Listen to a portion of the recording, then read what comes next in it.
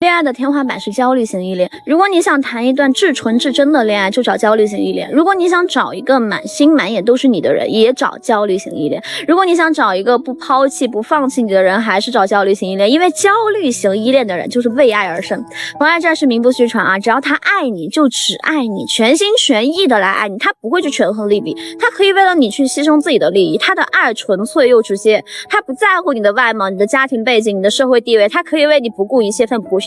毫不夸张的说啊，焦虑型依恋就是恋爱的天花板。你可以叫他们大步的往前走，但是焦虑型一点，一旦爱上一个人，就会全心全意的去投入到那个人的所有生活当中，就是他的全部。他会时刻的想要跟对方保持联系，时刻黏在一起。感情好的时候呢，会觉得对方就是天底下最重要的人呗，值得自己用生命去守护，上9天揽月啊，下5洋捉鳖，他都可以去为你去做，他可以为对方去付出一切。可是一旦他